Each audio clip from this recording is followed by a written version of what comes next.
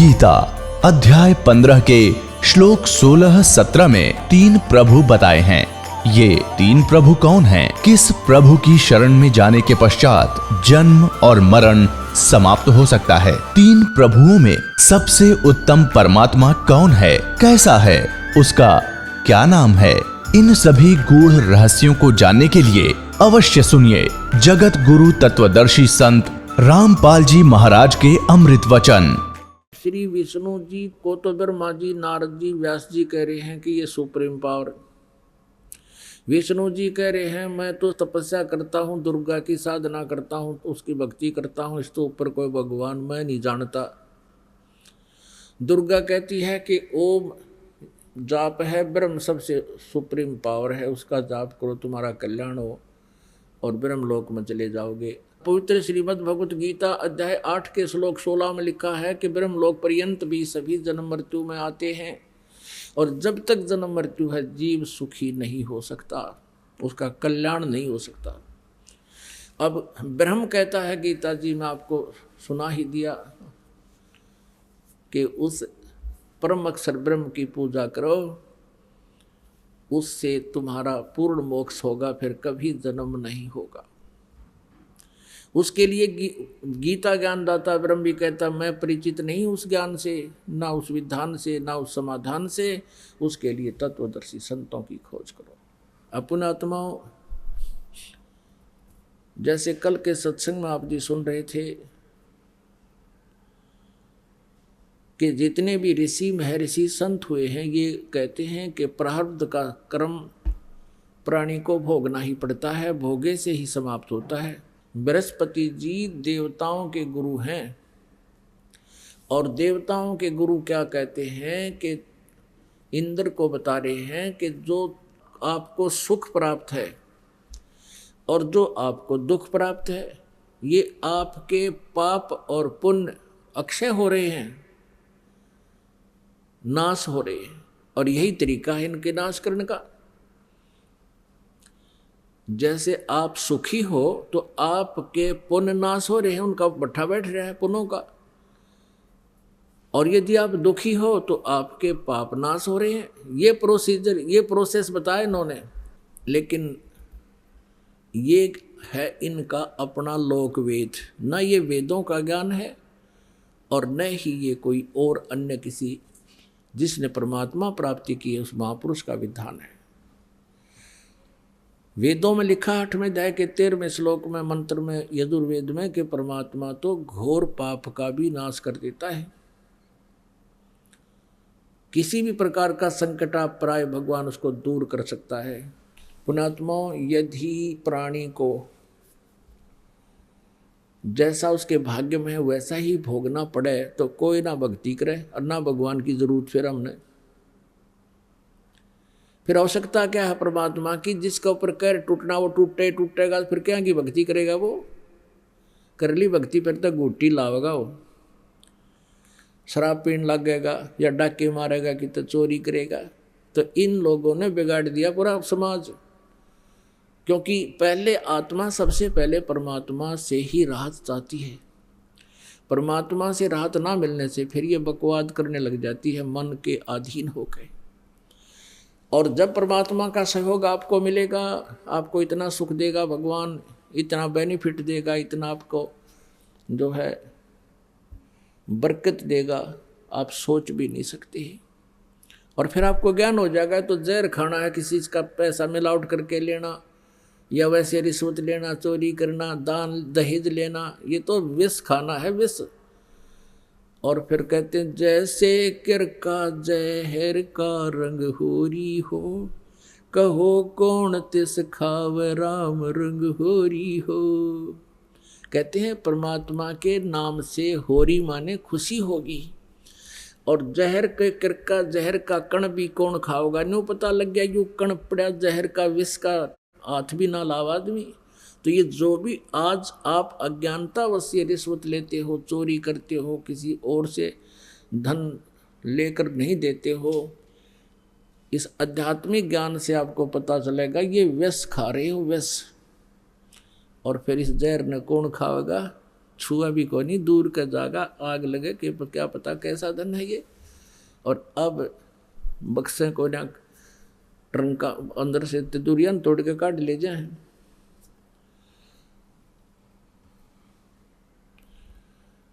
कल असंग सुनाया था इस दास ने आपको कि स्वामी रामानंद जी और परमेश्वर कबीर जी की गोष्ठी हो रही थी। वहां पर एक महादुखी ब्राह्मण पहुंच गया, क्योंकि महर्षि जो रामानंद जी थे, स्वामी रामानंद जी, वो केवल ब्राह्मणों को ही शिष्य बनाते थे, उनके ही गुरु बनते थे।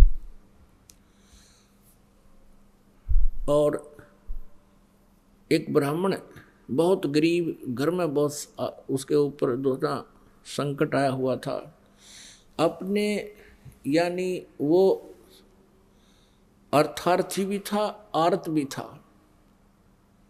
ना वो जिज्ञासु था ना ज्ञानी था। दो प्रकार के उसके ऊपर आपदाएं थी। एक तो घना निर्धन था और ऊपर से अपने परिवार के ऊपर उसके ऊपर संकट आया हुआ था। उसके बच्चे बीमार, उसकी पत्नी बीमार, वो स्वयं भी दुखी और बहुत बुरा हाल था। और स्वामी जी ने बहुत कुछ साधनाएं बताई थी, लेकिन वो उसको कोई राहत नहीं मिली। तो जब राहत नहीं मिली तो आखिर में ये सभी यही कहते हैं कि ये तेरे प्रारब्ध कर्म है, ये भोगना ही पड़ेगा। तो ऐसे लेक्चर झाड़ रहा था स्वामी रामानंद जी उस अपने शिष्य ब्राह्मण को। परमात्मा कबीर जी ने कहा, स्वामी जी जो आप कह रहे हो कि प्रारब्ध का कर्म तो भोगना ही पड़ता है, क्या कौन से ग्रंथ में लिखा है? रामानंद जी ने कहा कि देवी पुराण में लिखा है, और बृहस्पति जी भी यही कह रहे हैं, शुक्राचार्य जी भी यही कह रहे हैं, ब्रह्मा जी भी यही कह रहे हैं। अब वो देवी पुराण उठाकर पढ़ के सुना दिया स्वामी रामानंद जी ने, जैसा कल दास ने आपको शुक्राचार्य जी के और बृहस्पति जी के विचार सुनाए थे और ब्रह्मा जी के, कि उन्होंने कहा है कि कर्म तो भोगने से ही कटता है, सुख हो चाहे दुख प्राणी को भोगना ही पड़ेगा। तब परमेश्वर ने कहा था कि आप वेदों को ऑथेंटिक मानते हो या पुराणों को? अब रामानंद जी और का ज्ञान तैसा ही था, बालकों जैसा। तो रामानंद जी कहने लगे, स्वामी जी कि मैं दोनों को ही ऑथेंटिक मानता हूँ, वेदों को भी ऑथेंटिक मानता हूँ और पुराणों को भी ऑथेंटिक मानता हूँ, क्योंकि इनका राइटर एक ही है। तब परमात्मा ने बताया कि राइटर इज राइटर। राइटर तो राइटर ही होता, लेखक था वो। अब जैसे कोई क्लर्क है और उसका बॉस कोई बोल रहा है, वो लिख रहा है, उसका राइटर, उस लिखने वाले का उसमें अपना कोई योगदान नहीं है। ठीक है, कोई अपने विचार थोड़े बहुत मिलाए हैं, वो अलग बात है। उस सेंटेंस को सुधारने के लिए कोई कोमा मात्रा ला दी, वो दूसरी बात है। तब परमात्मा ने कहा, देखो वेद जो है, वेद ये परम अक्षर ब्रह्म के द्वारा इस ब्रह्म के अंतःकरण, काल के अंतःकरण में फीड कर दिए गए थे, फैक्स कर दिए गए थे। वो क्या कह रहे, मीडिया प्लेयर्स के भेज दिए थे, फैक्स कर देते हैं एक मोबाइल से दूसरे मोबाइल में, पूरे की पूरे जो है ना चले जाते हैं, शब्द के शब्द। फिल्म की फिल्म दूसरे में फीड हो जाती है और उसमें भी रह जाती है। तो ऐसे परमात्मा ने इस ब्रह्म के अंतःकरण में ये वेद डाल दिए, और समय आने पर वो अपने आप बाहर आने थे। तो उसके श्वासों द्वारा, ब्रह्म के इस ज्योति निरंजन के श्वासों द्वारा ये पांचों के पांचों वेद बाहर आ गए थे इसके शरीर तक। तो इसने इन पांचों को पढ़ा, तो पांचवा जो सूक्ष्म वेद था उसमें पूर्ण परमात्मा की जानकारी थी, वो इस काल ने नष्ट कर दिया। ये चार वेद दे दिए, इसमें ज्ञान तो पूर्ण परमात्मा का है, लेकिन वे ऑफ वर्शिप, पूजा का विधि मार्ग केवल ब्रह्म तक का है, ओम नाम का। तो इस जो वेदों में ज्ञान है वो पूर्ण परमात्मा की महिमा है कि वो ऐसा कर सकता है, वो ऐसा कर सकता है, वो परम अक्षर ब्रह्म है। और ब्रह्म की साधना बताई है कि ओम नाम है इसका, और उस परम अक्षर ब्रह्म का जो साधना है वो तत्वदर्शी संत बताओगा।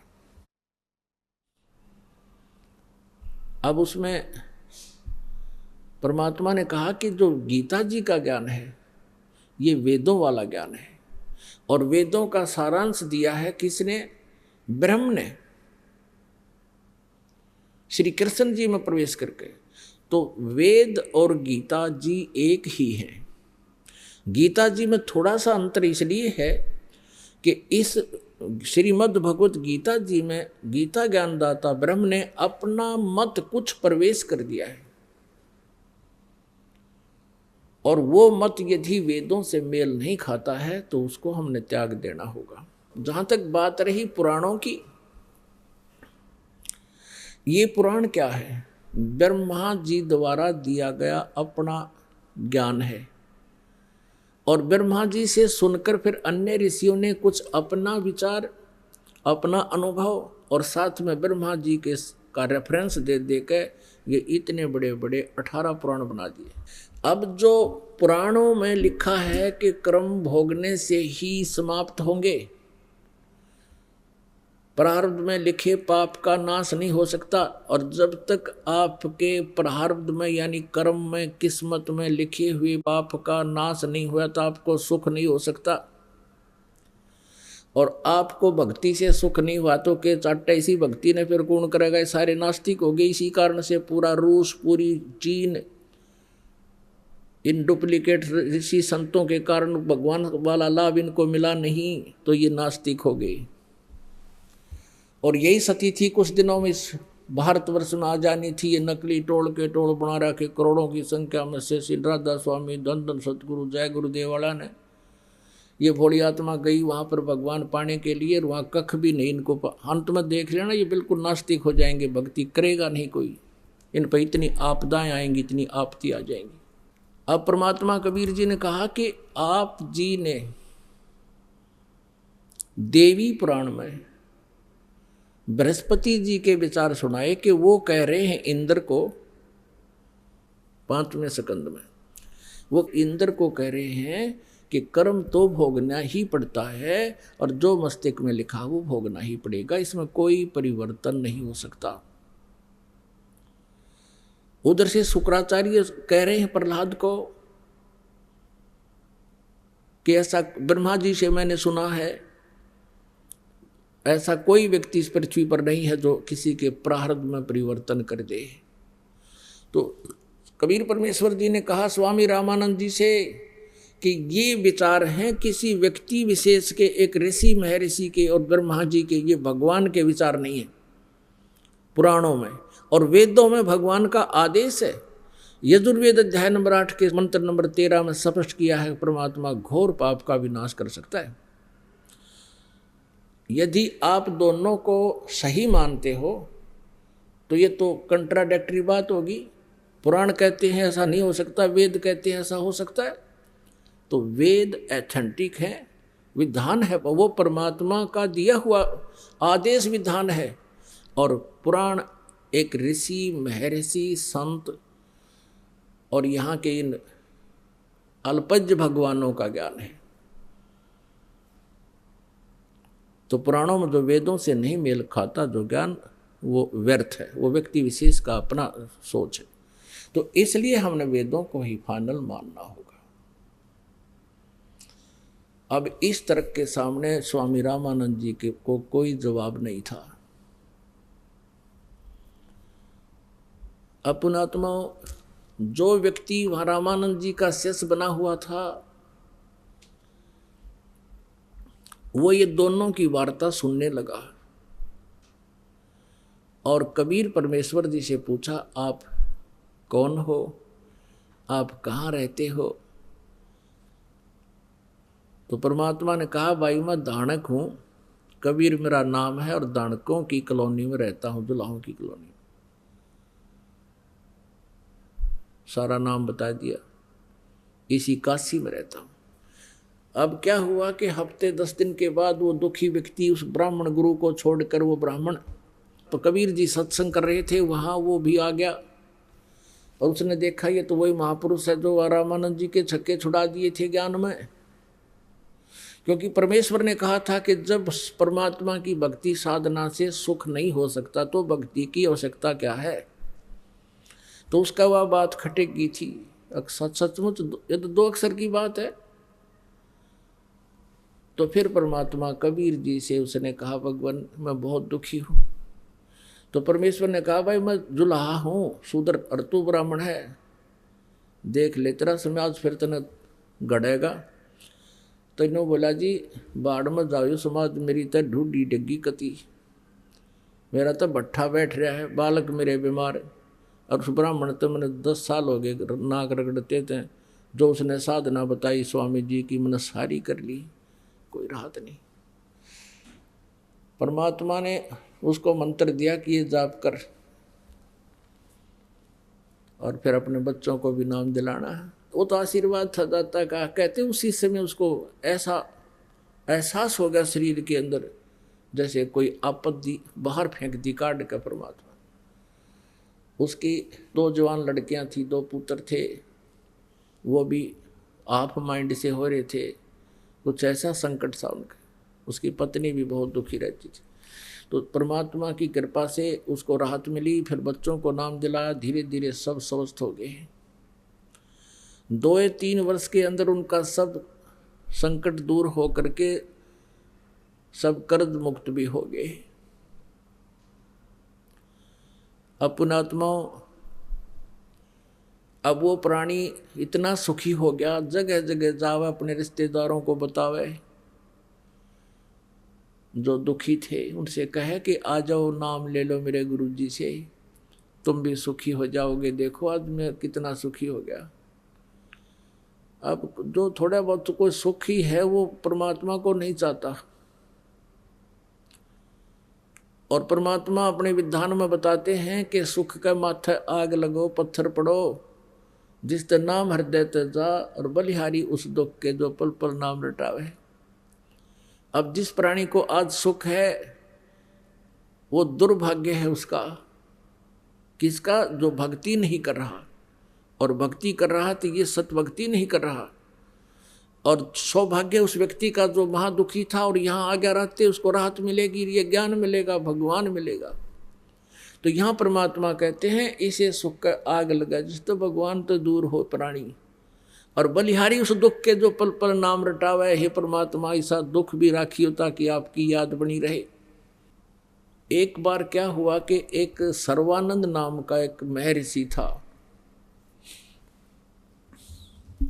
श्रीमद् भगवत गीता अध्याय नंबर 7 के श्लोक नंबर 12 से लेकर 15 तक इन तीनों भगवानों की साधना, त्रिगुणमयी माया, रजगुण ब्रह्मा, सतगुण विष्णु, तमगुण शिव जी की साधना करने वाले को रिजेक्ट किया है। त्रिगुणमयी माया के द्वारा जिनका ज्ञान हरा जा चुका है, वो राक्षस स्वभाव को धारण किए हुए मनुष्यों में नीच दूषित कर्म करने वाले मूर्ख मुझे नहीं भजते। कौन कहता है? ब्रह्म, गीता ज्ञानदाता। अब कहता है कि मेरी भक्ति भी 4 जने करते हैं, 4 प्रकार के। एक आरत, गीता जी अध्याय नंबर 7 के श्लोक 16 से लेकर 18 तक बताया है। एक आरत, दूसरा अर्थार्थी, और तीसरा जिज्ञासु, चौथा ज्ञानी। फिर उन्होंने क्या कहा है कि आरत तो वो होता है जिसके ऊपर कोई आपत्ति आ जाती है, और वो उस संकट के निवारण के लिए वेदों के मंत्रों से ही अपनी क्रियाएं करता है। वो कोई और सहारा नहीं लेता, जैसे जय गणेश देवा, माता थारी पार्वती, ये इस तरह के कथाएं, ये गीत नहीं गाता वो केवल वेदों के मंत्रों से ही अपना समाधान चाहता है। और ऐसी अर्थार्थी, धन के लाभ प्राप्त करने वाला भी वेदों के मंत्रों से ही अपनी क्रियाएं करता है, अन्य कोई किसी की बनाई हुई कविताओं का सहयोग नहीं लेता। तो वो मेरा पुजारी है, ब्रह्म पुजारी है। और तीसरा वो होता जिज्ञासु। जिज्ञासु क्या होता है कि जैसे परमात्मा की तरफ में कोई पुण्यात्मा घर से चलता है, साधु संतों से मिलता है, तो वो उनसे ज्ञान ग्रहण कर लेता है। 2 से 4 से 10 से 5 से 20 से उसने जो भी खचड़ा ज्ञान प्राप्त होता है वो अपने अंतःकरण में ठोक के और फिर वक्ता बन जाता है। तो इसको भी गीता ज्ञानदाता ने रिजेक्ट किया है कि ये 3 मुझे पसंद नहीं। चौथा जो ज्ञानी है वो मुझे पसंद है और उसको मैं पसंद हूँ, वो मुझे अच्छा लगता है। अब हम यहाँ जिज्ञासु के ऊपर आते हैं। जिज्ञासु एक सर्वानंद नाम के, जैसे ये महर्षि दानंद जो नकली इस कलयुग का महर्षि दानंद, ये जिज्ञासु था। इतनी तरफ थी इस पुण्यात्मा को, पिछले जन्म की भूख थी भगवान की, घर भी छोड़ गया। आगे इसने इसे कर्म ठोक मिल गए, वह संत ऋषि वो दंडी स्वामी, इसमें सारा गोबर ठोक दिया और उस गंध ने यू प्राप्त करके वक्ता बन गया जिज्ञासु। इसने फिर सत्यार प्रकाश में ठोक दिया जो का तो वो अज्ञान, वो अभी तक भोली आत्मा ने सिर पर धरे फिरे थी। तो ऐसे ही एक सर्वानंद नाम का जिज्ञासु था, फिर विद्वान बन गया। उसने अपने समय में आसपास के सभी ब्राह्मणों को, विद्वानों को पराजित कर दिया शास्त्रार्थ में। 4 वेद, 18 पुराण और उपनिषद, ये 11 उपनिषद और श्रीमद् भगवत गीता, श्री सुधा सागर, यानी सभी सदग्रंथों को एक बैल के ऊपर गधे जैसा बोरा डाल के थैला उसके वहाँ रखा करता, ऊपर सुंदर कपड़े शुद्धता से रखता था। और कोई भी उसके साथ वार्तालाप शास्त्रार्थ करता था तुरंत उठा कर दिखा देते थे, वो चेले पकड़ा देते, वो अध्याय और पृष्ठ सुना देता, देखो इसके ऊपर ऐसा लिखा, निकाल कर देख लो। यानी उसने काशी के सभी विद्वानों को पराजित कर दिया। उसकी माता जो थी उसका नाम था शारदा रानी पंडितानी।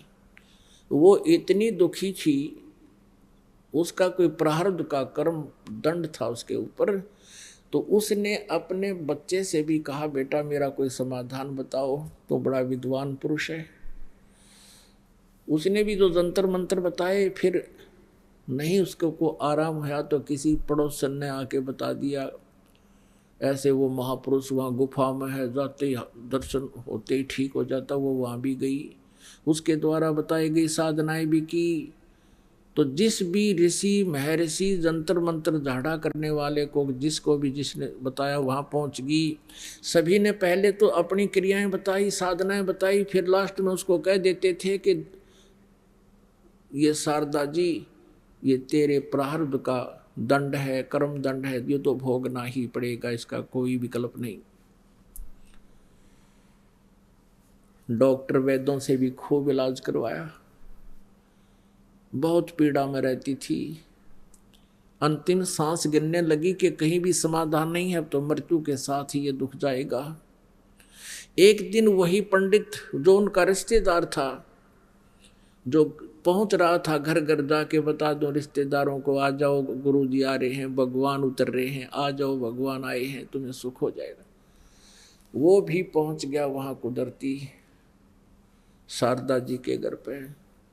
शारदा जी से पूछा, हाँ उससे पहले शारदा जी के पास एक बहन गई, कबीर जी की शिष्या, परमेश्वर कबीर जी की शिष्या, और उसने कहा कि शारदा जी कुशल मंगल पूछा। तो उस शारदा जी ने कहा, सर्वानंद की माता जी ने कहा, बहन क्या बताऊं, मेरे जितना दुखी इस पृथ्वी प्राणी नहीं।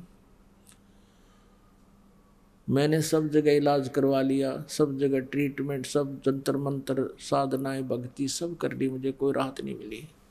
सभी ने ये कह दिया है कि ये तेरे मृत्यु के साथ ही तेरा कष्ट अंत होगा। उस बहन ने, परमेश्वर कबीर जी की शिष्या ने कहा कि शारदा एक अर्ज मेरी मान ले, तो हमारे भगवान से, गुरुदेव से उपदेश ले ले, परमात्मा आए हैं। शारदा ने कहा कि कौन है आपके गुरुजी? वैसे तो मेरा दिल टूट चुका है, पृथ्वी पर कोई समाधान करनिया नहीं है, फिर भी आप इतना दृढ़ता से कह रही हो, बताओ आपके गुरुजी कौन है, कहाँ है, ट्राई कर लेती हूँ। उस बहन ने कहा कि मेरे गुरुदेव कबीर जी हैं, परम पूज्य कबीर जी। उसने पूछा, शारदा ने पूछा वो कहाँ रहते हैं? परमात्मा की शिष्या ने बताया कि वो जुलाहों की कॉलोनी में रहते हैं। जुलाहों की कॉलोनी में क्या काम करते हैं? कि वो कपड़ा बुनते हैं, धानक हैं वो, कहाँ जुलाहा है, धानक हैं, और क्या जुलाहों की कॉलोनी में और पंडित जी क्यों करेंगे? ये तो अंडरस्टूड है। वो एकदम तो पड़ी थी खाट पर बैठ की, ने बोली खबरदार जो मुझे ऐसा बोला है हमारी तो इज्जत का नाश हो जाएगा, हम धानक से नाम लेंगे, जुलाहे से, शूद्र से। तो उसने कहा भी ना ले तो मर सड़क उठकाएगी। अब ऐसे ही परमात्मा कहते हैं सोशल सीधर मैं करूं अपने जन के काज। ये हम सब उस परमात्मा कबीर जी के बच्चे हैं। इस काल ने अपने दूतों के द्वारा हमें ही, हमारे ही में से ही अपने दूत सेलेक्ट कर रखे हैं जो मिसगाइड करते फिरते हैं और भगवान से दूर कर रखे हैं। लेकिन वो भगवान, वो परमात्मा हमारा पिता है और पिता अपने बच्चों में भेदभाव नहीं करता। फिर उसको प्रेरणा हुई, जो रामानंद जी का शिष्य था, फिर कबीर जी के पास आकर सर्व सुख प्राप्त कर चुका था, वो कुदरती पहुंच गया उस अपनी रिश्तेदारी में। पुरानी सी रिश्तेदारी थी शारदा जी के साथ। वहाँ कुशल मंगल हुआ तो पता चला कि वो तो बहुत दीर्घ रोग से है, असाध्य रोग से पीड़ित है। शारदा जी ने सारी कथा सुना दी कि मैंने सब जगह देख लिया, कोई राहत नहीं। तो उस व्यक्ति ने कहा, जो वो ब्राह्मण था, उसने कहा शारदा आप मेरी रिलेटिव भी हो, मुझ पर विश्वास करना, मैं कितना दुखी था, मेरे ऊपर कितनी आपदाएं थी, मेरी क्या स्थिति थी, आप खूब परिचित हो, खूब परिचित हो। और मैं सब स्वस्थ हो गया, मेरे बच्चे भी स्वस्थ हो गए, मेरे घर पर भी आज सुख 2 समय की रोटी बहुत अच्छी मिल रही है, आपका कष्ट नहीं रहेगा, आप मेरे गुरु जी से उपदेश ले लो। तो उसने सोचा कि शारदा को एक आशा की किरण दिखाई दी कि ये तो ब्राह्मण है, इसने अवश्य कोई ब्राह्मण गुरु बनाया होगा। तब उसने पूछा आपके गुरुजी कौन हैं, क्या नाम है, कहाँ रहते हैं? तो उस व्यक्ति ने बताया मेरे गुरुजी परम पूज्य कबीर साहब जी हैं और यहाँ हरिजन कॉलोनी में रहते हैं, जुलाहों की कॉलोनी में। उसका फिर 3 टौड़ी पड़ी, कहते वो धानक, वो नीरू का पुत्र, कि उसने सारा वेरीफाई कर लिया था कि नहीं मैं उससे उपदेश नहीं ले सकती, और तूने ब्राह्मण होकर इज्जत का नाश करवा दिया, तूने जुल्म कर दिया है, क्या कहेगा तुझे ब्राह्मण समाज? तब उसने सारी कहानी बताई कि पहले इस ब्राह्मण समाज ने मृत के दे दिया था, रिश्तेदारों के पास जाता था, 10 रुपये उधारे लेने, मुंह फेर लिया करते थे, और मुझे देखते ही नहीं सोचा करते ये आपत्ति आ गई, कुछ मांगण आया होगा, और आज मेरे पास वो सुख दे दिया इस परम पिता ने, और बाढ़ में जाओ तेरा समाज। और यदि तूने अपनी जान बचानी है तो शारदा नाम ले ले, और आज तू ब्राह्मणी है, कल न मृत्यु होकर तू हरिजना का पैदा होगी तो फिर क्या कर लेगी? क्या तेरे हाथ में सब कुछ? तो वह काफी झंझोड़ दी उसने, और इस बात से वो परिचित थी कि इसका दस बहुत दुरुक्ति हो रही थी। अब क्या होता है, परमात्मा भी कच्चे काम नहीं करता। ऐसे ही कोई भगत और पहुंच गया उसके पास, एक भगतनी, उसने भी शारदा को छेड़ दिया कि तू वहाँ से नाम ले ले, मैं भी नाम ले रही हूँ, देख मेरा सुख हो गया, मेरा ये तकलीफ थी, मेरा बेटे की ऐसी आनी थी। उसने वह विवश होगी इस बात को सोचने पर ये कहानी क्या है। फिर उसने मन में ठान ली कि यदि आसपास कहीं उनका सत्संग होगा कबीर भगवान का तो मैं परीक्षा लूँगी गुप्त रूप से, और यदि मुझे राहत मिली तो मैं तुरंत स्वीकार कर लूँगी, फिर ना मानूँ किससे की। अब कहते हैं परमात्मा कहते हैं चिट्टी पायल बाजे पैर, साहिब सुनता है सब लहर। वो तो अंतर्यामी है और अपनी प्यारी आत्मा को लेकर छोड़ते हैं शरण में। जो किसी जन्म में कहीं मालिक के शरण में रहे हैं, कहते हैं जो जन मेरी शरण है ताका हूँ मैं दास, गेल गेल लाग गया फिरूं जब लग धरती आकाश। आप आज के नहीं हो, 64 लाख शेष तो काशी में बने थे, उस टाइम भी आप थे परमात्मा के साथ, लेकिन आप भगवान को पहचान नहीं सके, अभी तक यही धक्के खा रहे हो, नहीं तो उसी समय हम चले जाते सतलोक में।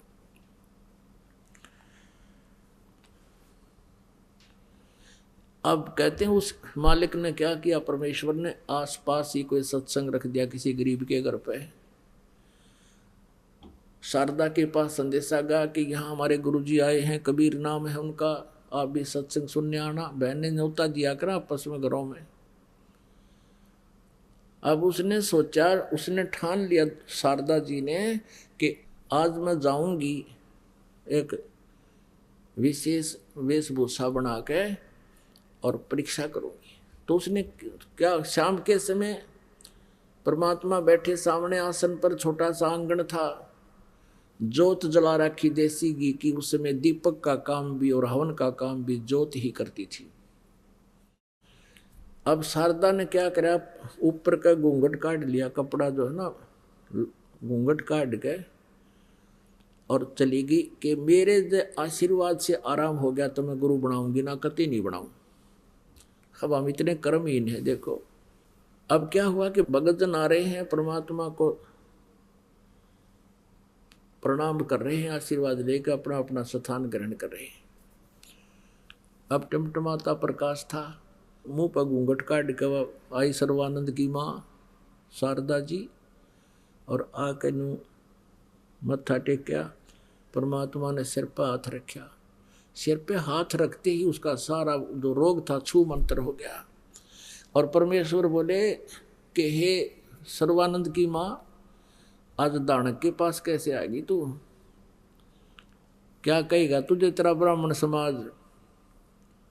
अब उसने तो वो आडा पर्दा फेंक दिया जब कि मैं घूंघट काट रही, कभी आज तक देखी नहीं इसने महापुरुष ने, और आज मेरे हाथ स्पर्श करते ही सिर पे और मैं स्वस्थ हो गई। चरण पकड़ दिए और कहा भगवान आपने मैं निहाल कर दी, मेरा वो दुख किसी से भी निवारण नहीं हुआ था, आपके आशीर्वाद से मैं स्वस्थ हो गई, आप सचमुच भगवान आए हो। तो परमात्मा ने कहा कि ये तो आपको एक सैंपल दिया है मैंने, लेकिन आने वाले समय में और भी बहुत कष्ट आप पर आ सकते हैं। आपका भविष्य का जीवन भी बहुत भयंकर होगा यदि आप दीक्षा नहीं लोगे थे। आप नाम लो, परमानेंट इलाज होगा, तब बात बनेगी। अब जैसे ना किसी का चोट लग गई, फ्रैक्चर, काफ़ी चोट लग गई, मांस फट गया, तो उसने उसके ऊपर एक मालिश करने की ट्यूब आती है वो लगा दी। दर्द तो पीड़ा तो बंद होगी, लेकिन अंदर जख्म तो न्यू का न्यू था। तो परमात्मा ने कहा कि ये जो राहत तुझे दी है, ये तो एक ट्यूब समझो मैंने रगड़ दी, और आपके जीवन में, आपके जो प्रारब्ध में पीछे और असंचित कर्मों में जो विघ्न आपने इकट्ठा कर रखा है पाप, ये ट्रीटमेंट शुरू करो, इससे रोग कटेगा सही। फिर तो उसको गणित समझाने की जरूरत ना पड़ी, तुरंत समझ गई, नाम ले लिया, उपदेश ले लिया और खड़ी होकर कहने लगी कि मेरे साथ ये जुल्म हुआ था। सब बैठे थे उपस्थित श्रोताओं को, मैं इतनी दुखी थी, आज परमात्मा के आशीर्वाद से मैं स्वस्थ होगी। अब उस समय एक धानक जो लाए, यानी शूद्र से उपदेश लेना ब्राह्मणी का, और वो ब्राह्मणी जिसका बेटा वेल नोन संत ब्राह्मण हो, तो पुण्यात्माओं इसको ब्राह्मण कहते हैं। ब्राह्मण सोए तो ब्रह्म पहचाने। उसके बाद वो इतनी दृढ़ होगी कि वो कुछ भी कहता रहा, अपना कवाड़ मूंज लेती, को पड़ोसन आकर बकवाद करती, ब्राह्मणी तने इज्जत का नाश कर दिया, तो के सोची नो है वह कवाड़ बंद कर लेती भौंकण देने। ये जब कित गई थी, जो मैं पड़ी कर रहा करती, ये ब्राह्मणी बन का आएगी, ये ठेकेदार नहीं होगी मेरी ये। तो कहने का भाव यह, परमात्मा ने ऐसे ऐसे सुख दिए और ऐसे ऐसे सुखों को देखकर आसपास के बहुत बुद्धिमान व्यक्ति परमात्मा के से सोने लगे।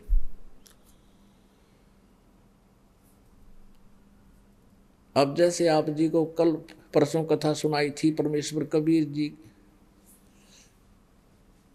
हिंदू और मुसलमानों दोनों को समझा करते थे कि तुम अपने अपने सदग्रंथों से भी, अपने इतिहास से भी परिचित नहीं हो और अध्यात्म ज्ञान से बहुत दूर हो, जिस कारण से तुम आपस में भी झगड़ते रहते हो, भगवान का लाभ प्राप्त नहीं कर रहे।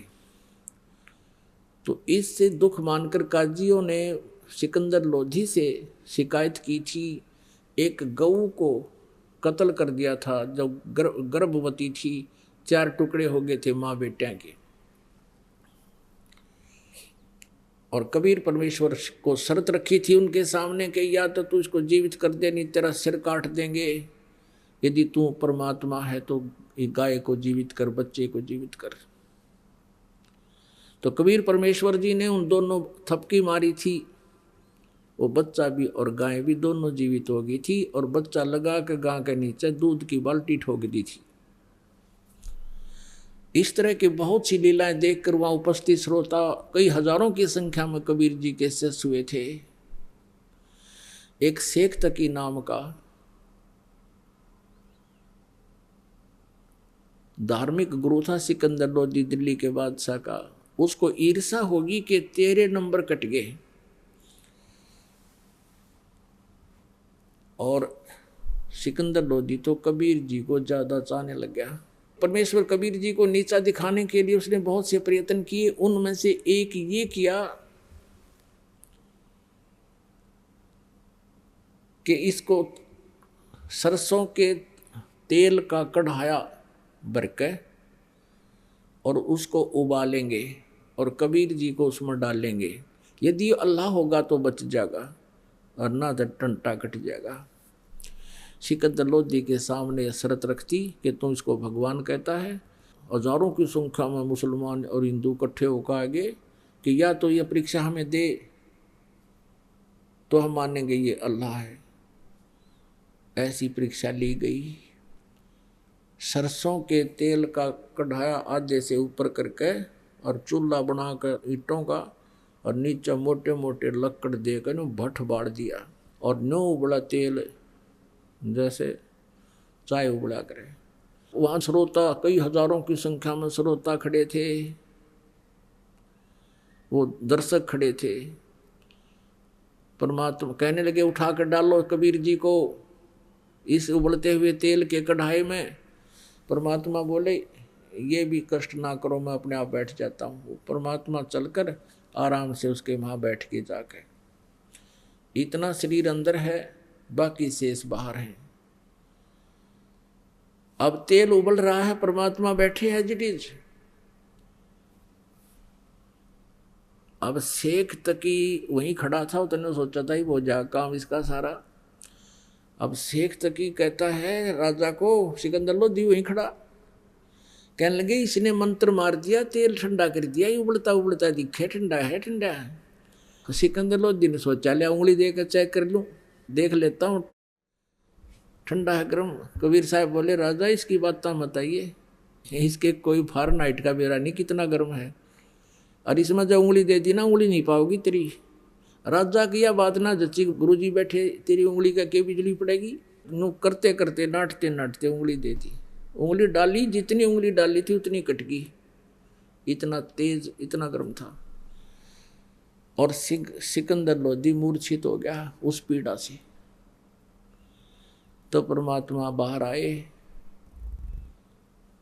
उस राजा को मूर्छा से ठीक किया और उसकी उंगली पूरी कर दी। जब उसकी पीड़ा मिटी उंगली भी पूरी कर दी।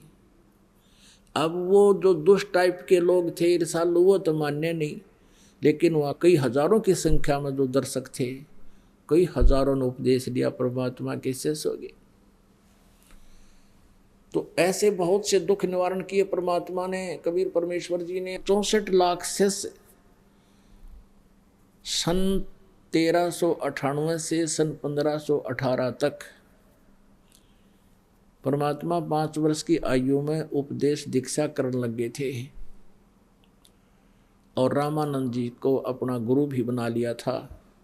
रामानंद जी को अपना स्वरूप भी दिखा दिया था। रामानंद जी को एक केवल औपचारिक गुरु के रूप में रखा था ताकि आने वाले समय में मर्यादा बनी रहेगी। तो उस दौरान 64 लाख शेष हो गए थे परमात्मा के। पुण्यात्माओं, हम भगवान को पहचान नहीं सके। उसमें हम 64 लाख उनके अनुयायी तो बन गए थे, लेकिन अपने दुखों का निवारण होने के कारण हम उनके शरण में रहे। लेकिन परमात्मा ये चाहते हैं कि ये मुझे भगवान मान लें, तब ये पार हो सकेंगे। अब क्या बताते हैं कि जैसे आप जी इस ज्ञान से संपूर्ण रूप से परिचित हुए नहीं कि कबीर इज गॉड, तो आपको कोई भी भ्रमित कर देगा और आप परमात्मा से दूर हो जाओगे। तो क्या देखा, एक समय क्या हुआ कि एक गणिका, एक वैश्या थी प्रसिद्ध काशी की, उस बेटी ने एक दिन भगवान का सत्संग सुन लिया। अपने मकान में बैठी बैठी ने झांकी में बैठ गई, कहीं आसपास सत्संग हो रहा था। रात का सत्संग आवाज दूर तक जाती है।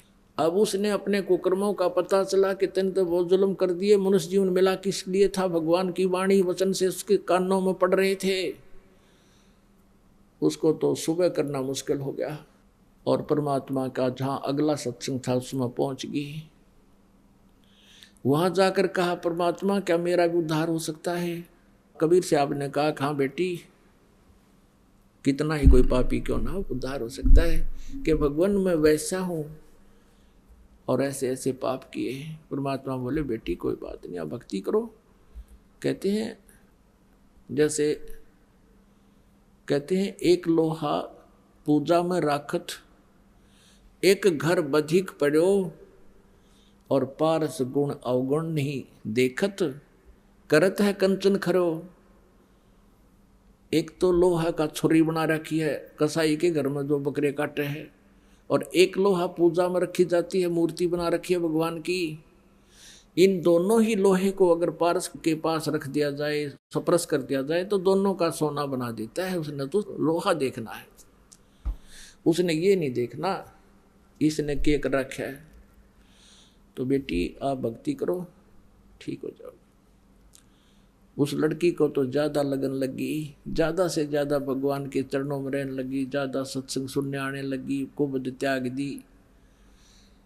अब जो भक्त पहले महादुखी थे और उनको हो गया सुख परमात्मा के चरणों में, 10-10, 5-5 वर्ष हो गए थे, किसी ने 15 वर्ष हो गए थे। तो जब ये प्राणी सुखी हो जाता है तो फिर अपनी सोच से चलता है, भगवान वाली छोड़ देता है। जहाँ सत्संग होता था वहाँ वो वैश्या आती थी, वो लड़की, और वहाँ भगत जन लगे आपस में फुसर फुसर करने, भाई ये तो बात बिगड़ गई, बदनाम हो जावांगे, गुरुजी भी बदनाम हो जाएंगे, या ऐसी नकली लड़की यहाँ आने लगी, ये गलत हो गया भाई, क्या कहेगी दुनिया। और उस लड़की को भी धमकाने लग गया कि यहाँ मत आकर तुम बेइज्जती करावेगी, ये है वो है। वो फिर कैसे हटा, उसको तो पता लग गया कि अब मेरा जीवन परमात्मा के चरणों के अतिरिक्त कहीं नहीं सुरक्षित, और मेरा तो कर्म बिगड़ गए। परमेश्वर कबीर जी से कहा, भगवान अब मैं कहाँ जाऊँ, रोने लगी बुरी तरह। कहा, बेटी क्या बात है कि कुछ भक्त मुझे यहाँ आने से मना करते हैं, कहते हैं तू बदनाम औरत है, गुरुजी को बदनाम करेगी, ये करेगी। तो परमात्मा ने सत्संग के माध्यम से बहुत प्रकार से समझाने की चेष्टा की कि भाई कोष्टी होवे संत बंदगी कीजिए, हो वैसा कह विश्वास चरण चित दीजिए। यदि कोई भक्त का कोड भी लाग रहा हो या कोई और महाकष्ट हो, उसे नफरत ना करना, क्योंकि वो भक्त है। और इसी प्रकार यदि वैश्या को भी भगवान का विश्वास है, वो भक्ति करने लगी है, तो उसको भी आदर की दृष्टि से देखना, उसे नफरत ना करना। बहुत से उदाहरण भी दिए, लेकिन हम ढीठ हो जाते हैं, अपनी बुद्धि को ऊपर ही रखते हैं। और यही कारण था कि हम सुखी होने के कारण परमात्मा के शिष्य बन गए, हमने उस भगवान को पहचाना नहीं। फिर परमात्मा ने पता चला कि ये देख लेता हूँ, ये 64 लाख का टोल इकट्ठा हो गया, इनको मुझ पर विश्वास भी है या वैसे ही ये झुंड का झुंड इकट्ठा हो गया, क्या ये मुझे भगवान भी मानते हैं या केवल अपने सुख प्राप्ति के लिए ही मेरे साथ घूम रहे हैं। और जब तक कहते हैं गुरु मानुष कर जानते ते नर कहिए अंधे, ओ वह दुखी संसार में आगे यम के फंदे। अब वो परमात्मा क्या करते, उस लड़की के घर पर चले जाते, अगले बेटी यहाँ तो कोई मना ना करेगा तुझे, और वहाँ बैठ जाते आंगन में, चारपाई पर बैठ जाते, लड़की जमीन पर बैठ जाती, उसके दोनों गोडों पर पैर रख लेते परमात्मा, और गेट सामने वाला खुला छोड़ देते जो गली वाला था, और वो लड़की पैर दबाती, परमात्मा चारपाई पर बैठ जाते। अब वहाँ आस पास के व्यक्ति जाकर उनके चेला ने बताते कि देखो तेरे गुरु वैसा के घर बैठे हैं, देखो किस अतिथि में। वो चेलों को देखा देखी वो लागे, फिर और ज़्यादा ही फुसर फुसर होने लगी, भाई बात तो बिगड़ेगी या क्यों होगी, कैसा हो गया। फिर परमात्मा कबीर जी ने सोचा कि ला एक कब सुर सुर सुर कहला सुसरी कह दूँ। उन्होंने एक हाथी किराए पर ले लिया, और अपना एक साथी था उनका शिष्य रविदास जी, वो ज़्यादातर इकट्ठे रहते थे। रविदास जी को परमात्मा पर ज़्यादा विश्वास था। एक हाथी लिया किराए पर और उस लड़की से कहा, बेटी तू मेरे साथ पूरे श्रृंगार करके और कल मेरे साथ आना, मेरे साथ चलना तूने। वो लड़की कहने लगी, पिताजी जैसे आप आज्ञा दोगे, ये आपका, आप ही की बेटी, आप ही का शरीर है। रविदास जी से कहा कि तू मेरा ड्राइवर बन जाना और चलो कल सैर सपट्टा करते हैं। एक बोतल में गंगा जल भर लिया सफ़ेद, और हाथी पर बीच में तो बैठ के कबीर जी, पाछे बिठा ली वह लड़की वैश्या जो सुप्रसिद्ध थी, सब जाने थे लोग काशी के, और आगे रविदास जी ड्राइवर हो गए हाथी के। और लड़की के ऐसे कंधे पे हाथ रख के और वो गंगा जल पीवा, इन्हों जैसे शराब पिया करता आदमी, और इन्हों झूठ रहे परमात्मा। और हाथी स्टार्ट कर दिया, मेन बाजार में काट दिया। अब जो सा भी देखा, ये कौन है, जुल्म कर दिए, बस हरियाम वैश्यावर्ती शुरू होगी, कौन है यो काशी वा, वो कबीर है दानक दुल्हा। और वो जो चेले थे वो बाजार में भी बहुत गणे थे, उनको बुलाओ, उनके दूसरे दुकानदार कि आजा दिखाऊंगा तुम्हारे गुरुजी के करतूत। अब वो देखे चेला, लो का मत एक दिन गया था बस, मैं कभी नहीं जाया करता। दूसरे को लाए बुला के नहीं, बोला मुझे तो रघुवीर ले गया था एक दिन, मैं तक को नहीं वहाँ नहीं जाता था, छोड़ रखे हमने। ऐसे कहते हैं वो 64 लाख के 64 लाख परमात्मा से दूर हो गए। अब क्या बताते हैं, बड़ुआ बड़ुआ सब कहें और कोई न जाने खोजे, दास गरीब कबीर करम ये बांटे सिर का बोझे।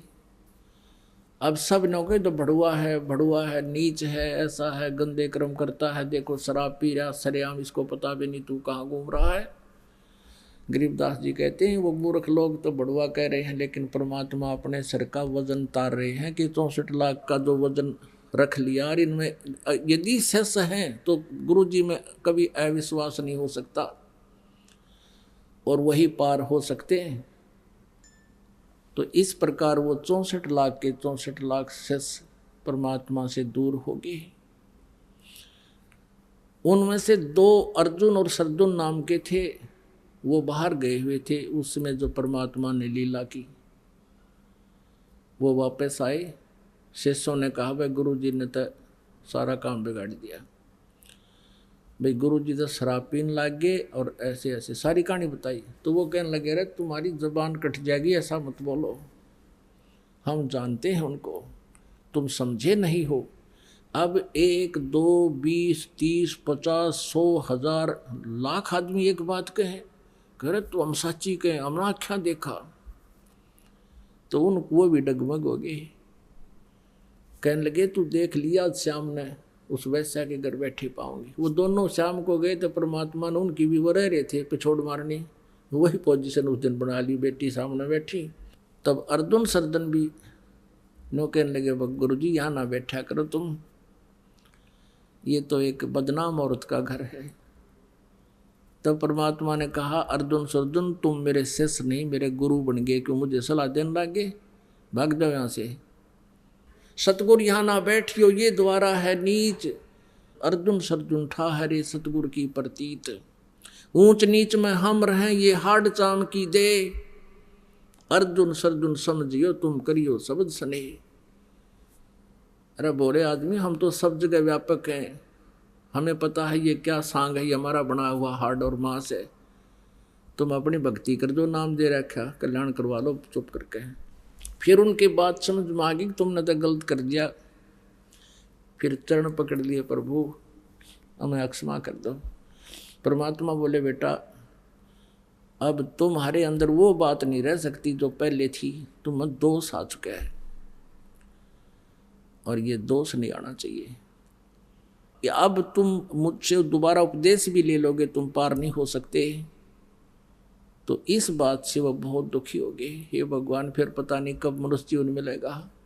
बुरी तरह रोने लगे, न टक्कर मारने लगे मालिक के चरणों में जमीन पर कि हमारा क्या होगा, फिर ना जाने कब जन्म होगा, कब आप जैसे महापुरुष मिलेंगे। तब परमात्मा ने कहा जब वो छक्का दुखी हो लिए सच्ची आत्मा से माफ़ी मांगने लगे, तो कहने लगे भाई इसी जन्म में तुम्हारा कल्याण कर दूंगा, लेकिन मैं फिर कभी फिर आऊँगा दोबारा, और फिर मैं अपने किसी हंस को उपदेश देकर जाऊँगा, उससे तुम नाम लेना जब कल्याण होगा। तो गरीबदास साहिब जी को मिले परमात्मा, कबीर जी उनको उपदेश दिया, अपनी महिमा से परिचित कराया और उनको नाम देने का आदेश दिया। उनसे उपदेश लेकर फिर अर्जुन सर्जुन का कल्याण हुआ। और बाकी 64 लाख परमात्मा से विमुख हो गए थे, लेकिन वो चार्ज कर गए थे आपकी बैटरी उस समय, उसी से आपको अब मनुष्य जीवन मिलता हुआ आ रहा है। आज फिर आपको ढूंढ रहे हैं और आप परमात्मा को पहचान रहे हो, आपका अब कल्याण होगा। अब उन फाउल पॉइंटों को जो पहले हम गलतियां कर चुके हैं अब याद रखना, अब वो भूल फिर ना पड़े। वो परमात्मा ने इसीलिए किया था कि जब पीक टाइम आऊगा कदे वो उस टाइम मारना खा जाएंगे नालायक। तो अब वो आ गया भाई सुप्रीम टाइम भगवान की भक्ति का, तो इसमें परमात्मा को समझो, पहचानो और कल्याण कराओ। बोलो सतगुरुदेव।